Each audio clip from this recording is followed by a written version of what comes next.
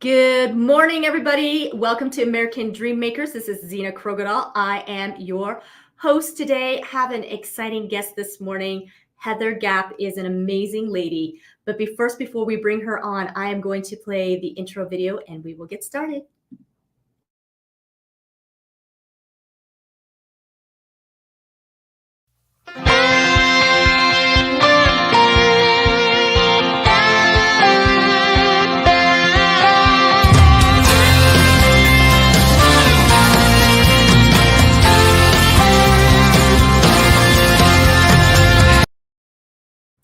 Good morning. Good morning. This is American Dream Makers.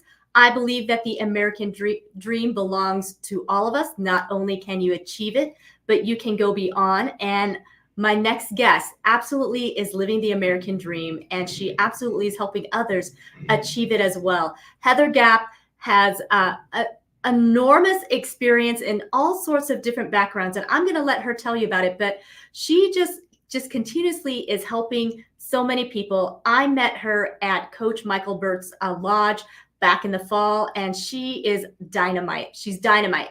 So if you're watching this live, I do want to ask you to go ahead and share this out so that she can get this message out, share it. And if you haven't already, go ahead and like and subscribe to the YouTube channel, American Dream Makers. Connect with me on Facebook, LinkedIn, and Instagram. So without further ado, I'm going to bring on Miss Heather Gapp. Here we go. Hi, Heather. Good morning. How are you this everybody? morning?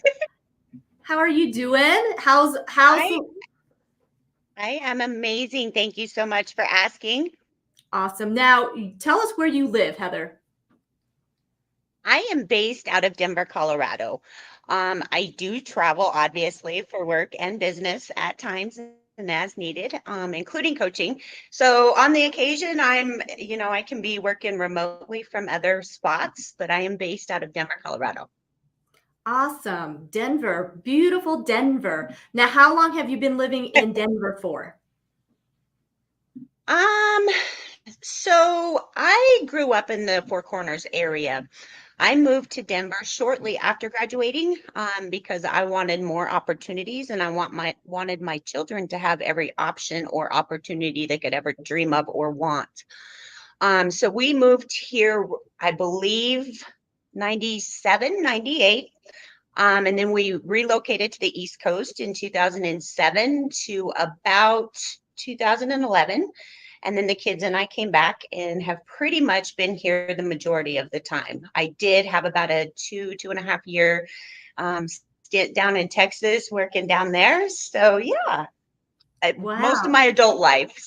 Most of your adult life. Well, Denver's not a bad place to be most of your adult life. So that's awesome. Heather, give us some of your background. You have such an interesting um, uh, just background and all the things that you've done. So maybe just start off with who you are and what you're doing now.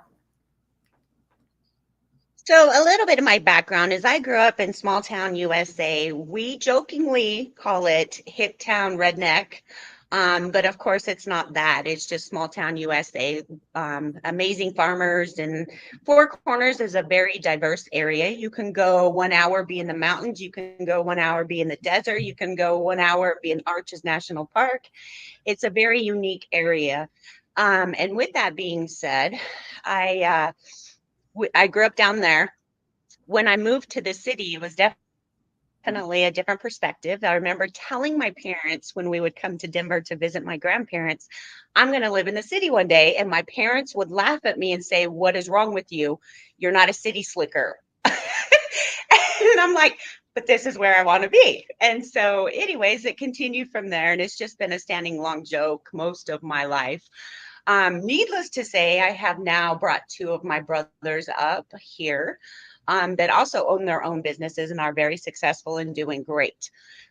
So now the family kind of goes back and forth when everybody's around. But anyways, I came up here and I started my career, so to speak, at a worldwide civil and structural engineering firm.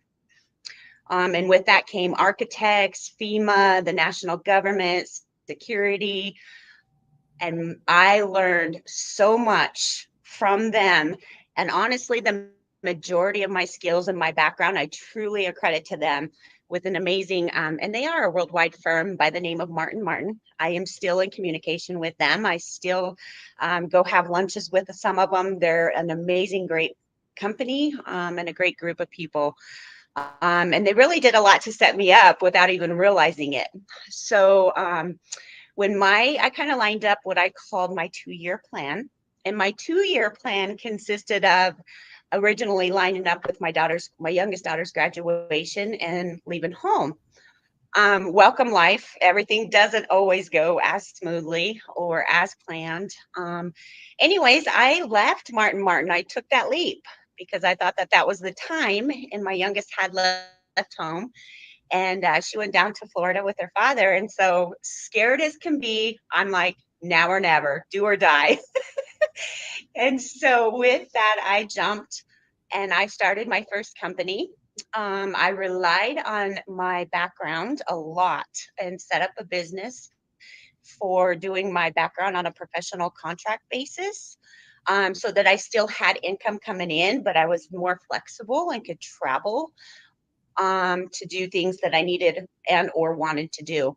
So with that being said, I ended up down in Texas because some of my work at the engineering firm, we worked for a lot of they call them the big boys in the oil and gas industry, like Chevron, Texaco, Exxon.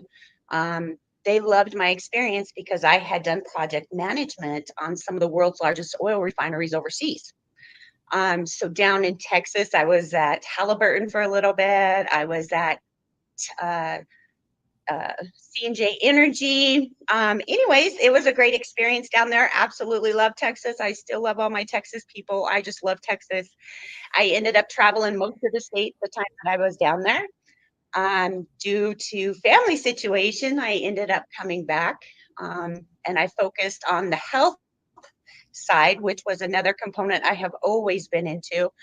I used to compete when I was younger on a level with the health and fitness and wellness. With the kids, obviously, I hadn't done that, but I'd always maintained my health, and that's always been a very passionate area for me. And for me, that also included all areas of health, that including the ones that people didn't always want to discuss or talk about. So sometimes, it was a little bit of an issue, but kind of worked through that, thank goodness, and got past that. And then so I anyways, I came back to Denver. I ended up at North Suburban Hospital in the OBGYN department. That was truly a blessing. At that point in my life, I had a lot going on, and there was some family stuff that was going on, and my grandma had been having some issues, and so I was literally bouncing from this place to that place, and I set up a temporary place over in Grand Junction as well. But there is nothing like sitting at your desk and hearing the heartbeats of the babies echo through the hall. Like, it would just immediately put the smile on your face. On certain days, it could, depending on what was going on, it would bring the tears out, from the mom side, listening to the different moms. But anyways, it was a beautiful experience. And then welcome COVID. So Yeah. with COVID, I had, it extended my 2-year plan initially. But that's to be expected. Nobody can plan for something like that. So anyways, I continued. The state, we were a site that the state had sent notification that we had to set up a drive-through in the parking lot of the hospital. So we worked that for a while as well. As you can imagine, the majority of the hospital shut down. So a lot of people lost their job. And so I was looking for other avenues. So I began working at home more remotely. And I started looking at YouTube a lot. Well, on YouTube, I ran across Coach Burt. And let me tell you, Coach Burt is absolutely amazing. So Mhm. anyways, I followed him for quite a while on YouTube and just watched his stuff. And then with that, just started branching out and found ways to apply what he was teaching with where I was at and what I was trying to do and my goals and how to tie it in. With that being said, for I don't know, 6 to 8 months maybe, and that's guessing, um, I would just watch his stuff and I'd post pictures randomly, not realizing or having any clue. Anyways, long story short, Miss Susan Rucker reached out to me on one of the videos. I had commented when I normally didn't comment, but there was just something in me on that particular video. I commented. Susan reached out to me, and that started it. And it took off from there. So I was on my way out to Nashville to meet Coach Burt and start those journeys. And that has definitely been a blessing in every avenue. And I have had the opportunity of a lifetime to meet people that are just amazing in so many different areas. Some of them, some of the rooms that you get into can be very intimidating. You are in there with some powerhouses and you're like, whoa. But at the same time, a lot of it depends on your perspective, because when you have an opportunity like that and you are in that kind of environment and setting, your perspective is going to make or break it.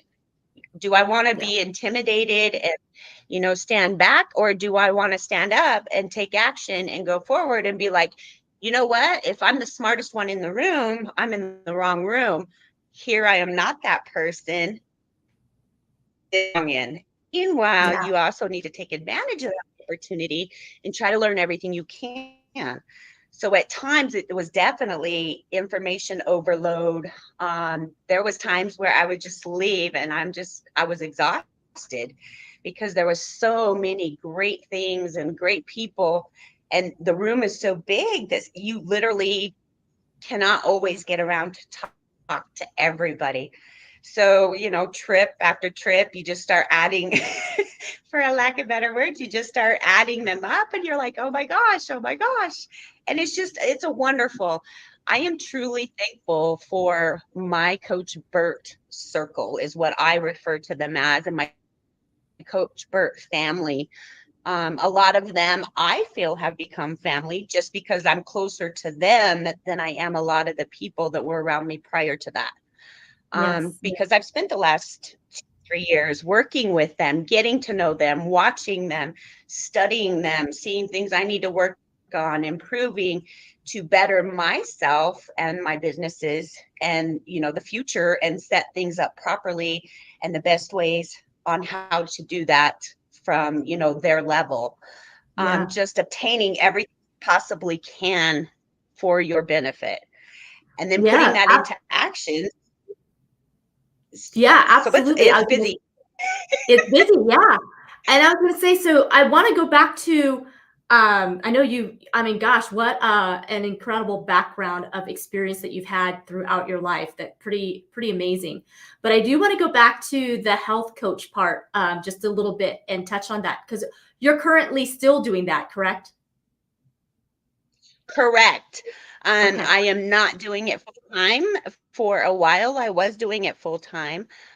And honestly, right now, I am at a point where, when we lost my grandma, I had people asking me if I was sick, if I was okay. And so at first, it was kind of a defensive mechanism, and then it was like, wait a minute. I had gotten too skinny. I had gotten stressed out. I was jumping from Colorado to Texas to where they're at, trying to help, trying to take care of, trying to cover. And it's like I was doing all cardio. And I just got to this place and I'm like, you know what? They're right. I had been too stressed out and wasn't taking care of myself. And so I pulled back. So I contacted a family member and I said, I need to bulk. Now, a lot of people don't know what that means, but when you're in the weightlifting, bodybuilding, competing, it means you need to stack on, you need to add. You're at a point where you need some bulk put on you to go back in and chisel, cut, shape, mold what you want back, where, how. A lot of the bodybuilders use that for competition. I have no desire to compete anymore, none. but I do want certain things back because I had become too skinny and I wasn't healthy. So I pulled back from that. So I still actively do it, but it's not in the forefront like it was. And right now, I'm still working off the extra bulk I put on on purpose. And then So some of that my clients were like, wait a minute, go ahead. so your I was going to ask, so with your health coaching, what is and what was your I guess niche part of it, because that's such a broad thing. Health coach can go from anywhere from, learning how to eat well, to working out, to anything in between, supplements, that sort of thing. So where's your niche in it? My preferred area in the health coaching side of it was definitely eating healthy. I've ate healthy all of my life. That is something I'm very big into. In fact, my kids used to tell on me because I would buy the pasta meals for them and I would substitute the white pasta. So that has always been a thing for me. So definitely eating healthy, workouts, and then weight loss were my three main areas to help Okay. those that were in unhealthy situations that needed to change their eating and get back on track for their health. That's great. Awesome. Wow. Heather, and then you mentioned that it was your grandmother that passed away. Yes, ma'am. Oh, I'm so sorry to hear that. That is a hard thing when you lose somebody you love. So, and yes, that definitely Thank you. changes things and adds stress to the whatever stress that you may have already had. So I can understand why people were asking you how you were doing. And so with going through that, Heather, what would you tell others who are going through grief and the loss of a loved one? Pray, pray. There's definitely trying times. And my grandpa is upper 80s. And my heart goes out to him. He's going through an awful lot. But with love and prayer and a strong support group, you can get through anything. It takes work. There's definitely a lot of family issues that come with that sometimes as well, because then you've got, lots of different things going on in different areas. But you just got to keep your faith, keep pushing, keep your faith, keep your focus. And honestly, the biggest thing for me personally was the mindset. And so I cut some people off because I couldn't deal with them to keep me in a good spot. So that was healthy for me during that time. So, and to each their own. I'm a 100% to each their own. You know what you need to do and what's best for you for your health. I know what I need to do and what works best for me. So I'm going to have faith and trust in you to do what's best for you. Meanwhile, I'm going to do this. So, you can lead and you can teach and you can guide, but the reality is everybody is different. So you have to be a little flexible in the process too, because how one deals with something and how they heal is not the same way another one's going to handle that, or how they deal with it, or those emotions that come with it during the trying times. So patience. Patience. That's good. Yeah, I know so many people. I mean, that's part of our life, is that we will lose somebody that is close to us. And so sometimes it can feel like a very lonely place. And you don't, and it's one of those things that you can speculate what that might feel like, but until it actually happens to you, you don't really truly understand what Sure. that really can feel like. And grief is different for everybody. But like you said, the one thing for sure is that you want to lean on prayer and the people that your tribe, basically, the people that can support you. And you're right. And sometimes you got to purge out that room of whoever it is, because let's face it, when you're grieving, you don't have extra energy to deal with the normal things, or the things that you could in the past. You're kind of just trying to work through the emotions. And so that's great advice, Heather. Thank you for sharing that. So you had mentioned that you also have an engineering background. So you've got an engineer mind. And so tell us, what is an engineer mind like, moving through a place where there's lots of, well, first of all, engineers, the majority are men, right? There's a low percentage Correct. of women. So tell us what that had to been like for you to be, of that mind among a bunch of men, and how you navigated through that. Me personally, I don't have a degree in engineering, but I do have a business management / accounting background. But with the engineers, I come to learn that they are definitely a breed of their own. They are very, very intelligent. And then I worked in the majority of my time in the structural department, and a lot of the structural engineers are a little more serious. And I'm going to share this for an analogy to help others relate. But one day we're getting ready for the company's ski trip, and one of the engineers came up to a principal at the coffee bar, and he was giving him a hard time. Well, the structural engineer didn't really laugh. And he's like, "What's wrong?" And so there was civil and structural in the same building, and the other engineer didn't really laugh. And so the civil one's giving him a hard time. And he's like, "You need to lighten up. You need to loosen up."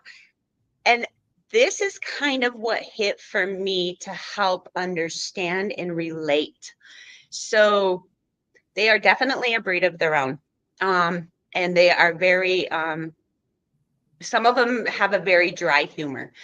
But in this particular situation, the other engineer that wasn't laughing says, "Let me explain something to you."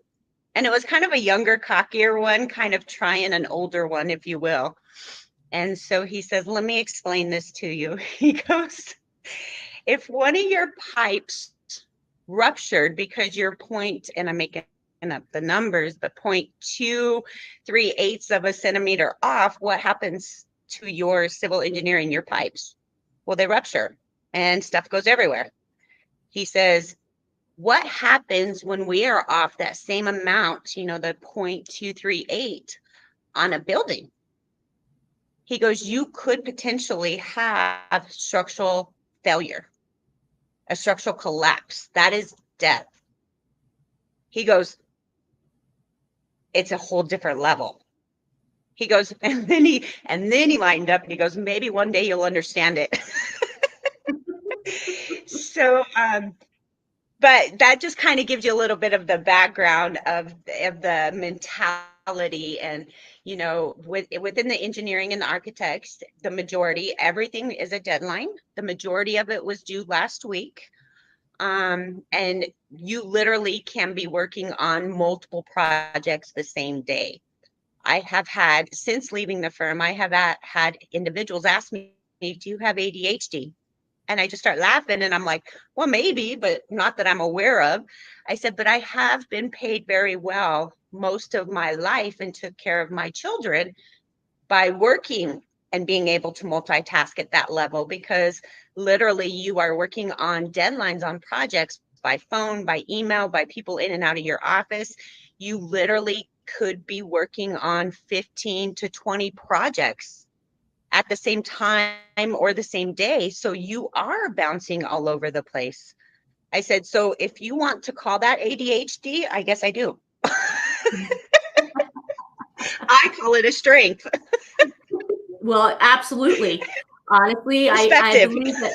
Yeah, well, and I believe that ADHD is a label, but I believe a lot of high achievers do have it, because their mind is all over the place and they have all these incredible ideas going multiple times. So every high achiever I've met operates that way. So, you can label it whatever you want to label it, and you can either make it a strength, or you can cause it to be whatever your crutch, but it doesn't really matter. in the end, the results of whatever it is that you're gifted with is the main thing. So kudos to you, Heather, that you knew what your gift was and you utilized it as a strength. And like you said, you got paid well to do that, because not everybody's gifted in that way. Not everybody can function in that way. So whatever it is, so just because somebody places a label, it shouldn't be, taken as a negative for sure. So Like, I would tell them, call it what you want to. That's your issue, not mine. yes, yes, for sure. And then Heather, you mentioned, that you grew up in small town USA, which, there's a lot of people who've grown up in small town USA. But maybe give us a little bit of a highlight what that really was like, because for those that, grew up in the city, country songs are made mostly from small town USA, which I think is why it has risen to such popularity, because a lot of Americans, absolutely can relate. But tell us your perspective of what that was like, and the things that you enjoyed about small town USA. Um, so my household, we definitely went to church 3 to 4 times a week. Actually, you know what, 2 to 4 times a week that I can remember. So that was definitely a priority. Family time as well. We did have some family down there, but the majority of my family was not down there. So for me, small town USA growing up, we literally would go outside, and if we weren't in school or at church, we were outside playing with the neighborhood kids. And we literally would we'd watch one cartoon Saturday morning, and we would take off outside, and we would stay outside all day long until those street lights came on. When those street lights came on, we knew we better be at home. That was our thing.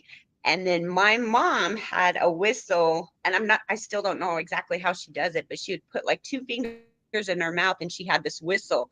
So my mom was like the backup, because the neighborhood people would call each other and they're like, my son's not home, my daughter's not home. So my mom would stand outside and whistle, and all the kids knew that was like final call for those that weren't home. But we would go outside and play all day, literally. Our parents had no idea where we were at. We didn't have to worry about the things that you worry about these days. We drank out of the hose. We ate fresh strawberries and rhubarb and all the berries out of the neighbors' gardens. And yes, we stole them. But the neighbors knew if half their crops were gone, it was us neighborhood kids, raising heck again, or whatever they would call it. But we'd ride our bikes. We'd go out in the fields. We'd get dirty. We would catch horny toads. We would go into town. In town, the town that I grew up in, there's local native tribes around there. So a lot of times you'll hear the powwows at the parks going on, the Native American powwows. And you would smell the fry bread, and you would go and you would play. So at the park and the swimming pool and all of that was right there. And then sometimes back then, our going to the city was Durango or Farmington, because those were the two biggest areas around us. Well, Durango had a mall, so that was like the thing. And then we'd go there.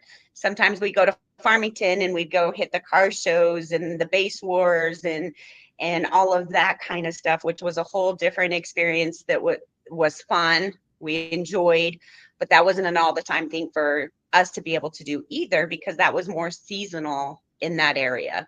It wasn't a year-round event.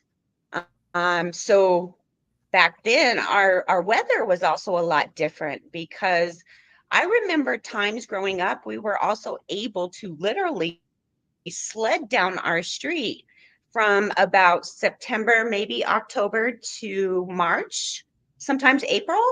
And now they hardly get snow. So, even our times growing up back then were different. We used to do that a lot. We used to hunt. I grew up in a family that was very big in hunting. For the first, I'm going to guess 10, maybe 11 years, 12 years of my life, we ate the meat of whatever hunting season it was. So if it was, and then my dad and my mom would process the meat in the kitchen. And then, so we would go hunting, and the elk was all of our fancy stuff. The deer was the hamburger and the jerky and all of that stuff. But that's how we ate for many, many years. So we would go hunting, we would go camping, we would go fishing, we'd ride the ATVs, the four-wheelers, the razors, all of that. So those country songs were us growing up for the most part. We'd build the bonfires, we did all of that. So yeah, those country songs are not too far off What from the was way your you grow up. favorite, what was your favorite hunting season, hunting meat to eat? Game meat. Oh, you know, I can't honestly tell you that, but I can honestly tell you, reflecting from adult looking back, I do think or believe that that is where a lot of my healthier habits or my ways started, because we ate natural. Yes, it wasn't labeled green and white and organic, but the reality is you're not going to get much fresher, real organic than that. And I understand a lot of people have a very difficult, hard time for that, you know, with, the animal rights and all of that. But for a lot of people, that is a way of life and that is normal. And for us, it was that way. I don't know. I don't know where I had a favorite hunting animal to eat, but we ate literally deer, elk, rabbits, turkeys. Yeah, Mhm. we ate a lot Yeah, of different things. And then my parents had freezers out in the shed, and everything went into the freezer, and that was also our meat for the winter. So yeah, and that my saves us a parents lot of were, money. yeah, yeah, it really does. It really, really does. But I do believe that, without realizing it, that was where probably a lot of my healthier ways started. I didn't Yeah, eat all the processed stuff and all the stuff, I didn't eat any of that really the majority of my life. So anyway, yeah, it's good. yeah. And that makes sense. I mean, wow, and so my husband, he enjoyed hunting as well when the kids were young and he had more time.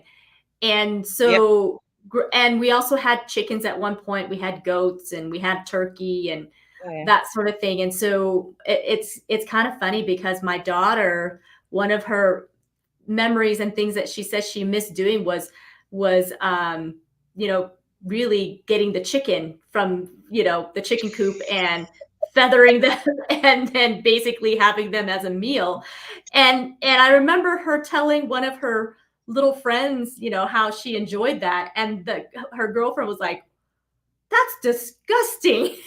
How could you, like, that's the thing Yep. you enjoy doing with your father, kind of thing, your dad. And I kind of chuckled too, like, wow, this is so funny. But she ended up marrying a city boy, so she's not really into that, these days. But I just crack up laughing. And I also think there was a time when we had this big garden. Well, it wasn't garden snake. It was a huge snake, but it wasn't like a poisonous snake. But it would come up from the deck stairs. So when I get home, the snake head was like, Oh, wow. where I was supposed to go, to the front door. So and I am not, a snake friendly person. So I told my husband, you need to do something with that. And he's like, why? It's a friendly snake. It eats the rats. It eats blah, blah, blah. And I said, well, it's either the snake or your wife. So either get rid of the snake or your wife will not be home. You have two choices here. Who would you like to live here? And of course, it was the snake. But then being kind of a country mindset for him, he's like, but I can't let the snake go to waste. So he made snake stew out of it. And Oh, man. I'm sorry, Heather, but I was not able to mentally get past eating it. But my daughter, she not only ate it, but she asked for seconds. And I just cracked up laughing, thinking, oh boy, it's going to be a real special guy that's going to marry her.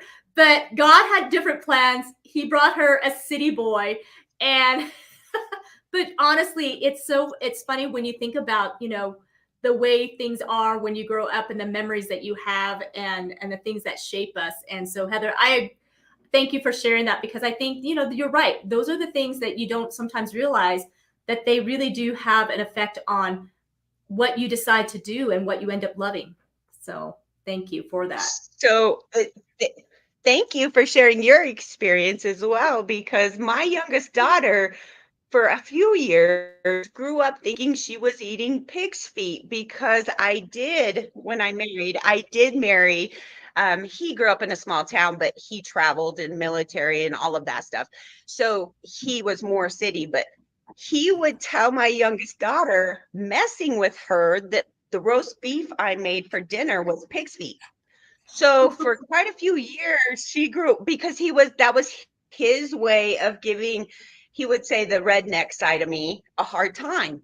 So a lot of the stuff I would make for dinner, he would label it something else, like so roast beef. When I would make roast beef for dinner, he would tell our youngest girl that she was eating pig's feet. So she'd run around telling people for like 2 years that she was eating pig's feet, and they're like, "What?" You And know that everybody that knew about it was was laughing, and it's like, she's like, "This isn't funny." Well, but pig's feet is huge in my culture, the Vietnamese culture, the Asian culture, like that. That's kind of a, that's not an unusual thing to actually eat or see, or chicken feet or any of that. I mean, so in some current countries, it actually is a delicacy, and it is something to look forward to. So it's funny that he was teasing her about it, but obviously in the American culture, that's not part of our, you know, palate. So Yeah, funny. yeah, for Yeah. sure. Yeah.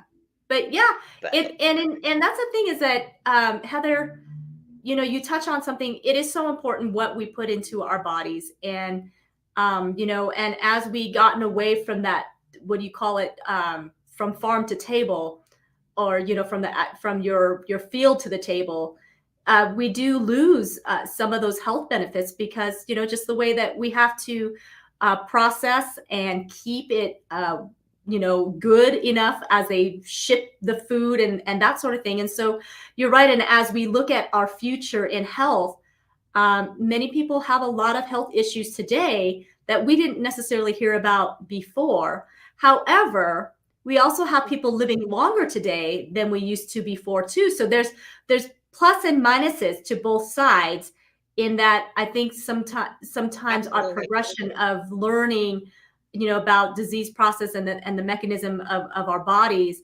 we've been able to solve some of the issues. And so I believe it comes down to, we have to live a balanced life, because we live in a time, Heather, right now, that most of us can't do farm to table. It's just not, well, we don't have the space, or it's just not time permissive anymore, because I mean, that's an all day thing, right? Growing your food, going, Oh, getting, absolutely. If you ranching. if you're going, I'm sorry, go ahead. No, no, go ahead. Go ahead. If especially when it comes to hunting, it is absolutely an all day thing, and sometimes it's multiple days. That's why you go up camping, you take the RVs, any of that. And if you don't have ATVs, razors, horses, we used to do a lot, horse riding, horseback. But if you don't have those items, you are literally hiking up and down the mountains or whatever your hunting environment is all day long. And it is an all day thing, and it's a lot of work, but it's healthy work. It really Hmm. is. It's kind of like Yeah. hiking and hunting at the same time. It's a lot of work. Hmm. Absolutely. Absolutely. Well, I'm glad you shared that piece of you. It's kind of sometimes fun to walk down memory lane, right? And kind of talk about those things. So then now you've been living in Denver, for these years, and um, it sounds like you've got some new adventures ahead of you, Heather. Do you want to talk about that? Or are you ready to talk about that, or are you just kind of looking at what is next? Right now, I am staying with what is next. I absolutely do have some big things coming up. I absolutely do have other huge and great items going on. But I'm one that I like to share things after once I get them up and going and successful, and not that they're not already. I just, you know, honestly, I've kind of learned through age and time that I used to share a lot of things ahead of time. And then sometimes something would come up and or life would change it or the situation would change. And I didn't like the way that reflected on me. And I didn't like the way I felt I was letting others down or appearing to not be, real or truthful, just because of another situation changing. So now I just kind of hold back. And then after it happens, then I'm like, wham, surprise. Yeah, I mean, I can understand So, and see that. yeah, And not only that, but sometimes too, there's just not a time to share because something that um, sure. Coach Bird and even I don't know if you met Tim's story yet, but they certainly have talked about sometimes um, you just have to be careful as to how much you share in the beginning, in the birth of something, because sometimes there's people who are dream killers or very negative or they're not supportive of you. And then that can get inside of your head, Sure. one. Two, that also can be just negative things that you just don't necessarily need as you are working through stuff. And so many, and not only that, but I think sometimes just allowing a very, very few key people to know the details for counsel, but really allowing God to do his work. And that way we know it's all him and nobody else but him. Because as you know, Heather, a God idea is much better than a good idea. We can have lots of good ideas, but a God idea is what we're really, seeking to have, because that truly is where we can thrive in the American dream, is allowing God to have his God idea in us. And so there's a lot of wisdom in that, Heather, to Yeah. keep things until it's time. And so I applaud you. And no matter what you ever decide in doing and going for, it's going to be amazing because you're an amazing person and you are an achiever. And so the sky's the limit for you. And just really grateful that you came on today with your busy schedule. So before we close it out, is there anything else you would like to leave for our audience? And by the way, Heather, I'm going to put up your email if anybody wants to get a Okay. hold of you. Is that what we want to do? Okay. So I'm going to place this Yeah, here. absolutely. hghealthqueen@gmail.com. Absolutely get a hold of Heather. As you can see, she's a very friendly person and she loves to connect. So, for sure, get a hold of her. And, she would love to help you out because she is all about helping others achieve success in life as well. So, Heather, yes, tell us what you would like to leave us with. I would just like to say thank you so much. You are absolutely amazing, and it was an honor meeting you as well as many of the other individuals that we have met. We have truly had an opportunity and a blessing. We really, really have. And I am thankful for that for so many different ways and so many different reasons. So I would just like to say thank you personally for having me on and inviting me. I was definitely excited and nervous at the same time since it's my first one. But like Coach says, action, jump, take that leap, go there. So don't let that fear control you. So here I am, and I am thankful. Thank you. I appreciate you. I appreciate all that you do. I appreciate you reaching out. But I'd also like to thank all the amazing ones that we have around us because we truly have a great, amazing group around us as well. And we have to have that in order for our goals and our dreams and our success because we do need that mindset. We do need those people that push, to help. But that's another reason of not always sharing everything up front is you don't want everybody to feel like they had a part in your success. No, you didn't. I did. you know, so, you know, so many good things, so many good things. So thank you. Yes, thank you so much. Have an incredible day. And again, it's hghealthqueen@gmail.com. Get in contact with Heather Gapp. She's also on social media. So for sure, connect with her. And thank you again. And we will talk to you later, Heather. So